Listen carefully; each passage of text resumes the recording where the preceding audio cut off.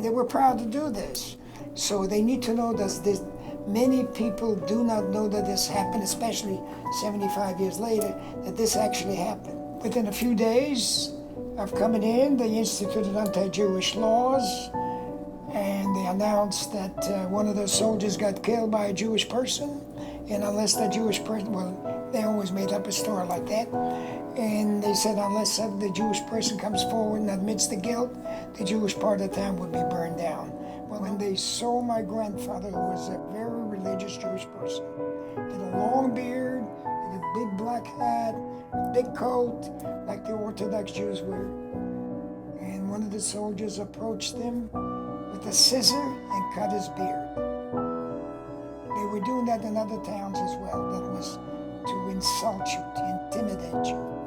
So my grandfather did protest, telling the German soldier, I was standing next to him, that how can you do this to me? I'm a man of God, I'm a religious person, the beard is part of my being. So he got slapped by the German soldier, and he said to him in German, Gott ist mit uns. God is with us.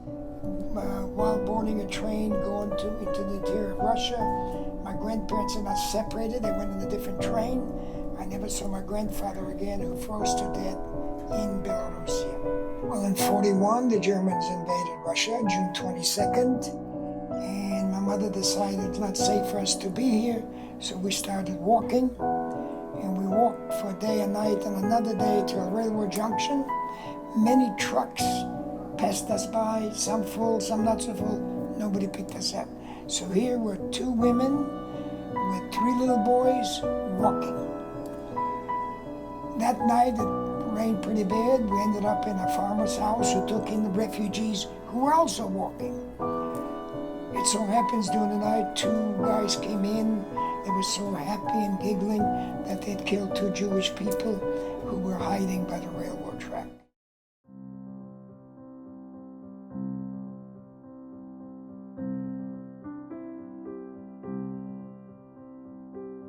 About 986 Holocaust survivors settled in Houston, and they came to Houston for different reasons, and obviously some, were in New York first and then came to Houston, or different parts of the country and ended up in Houston. So the museum's mission has always been to use the lessons of the Holocaust to teach the dangers of prejudice, hatred, and apathy.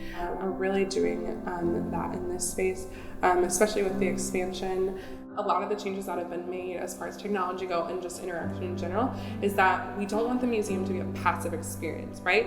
We don't want it to be as important as it is to, read the text and see the images and the artifacts to kind of gain knowledge of what happened, the history, and kind of get a sense and feel.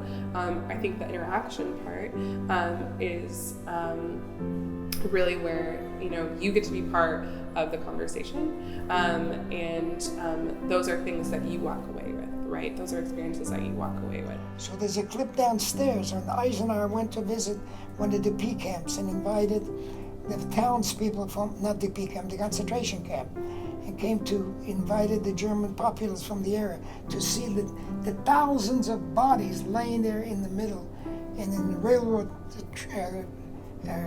cars and so on.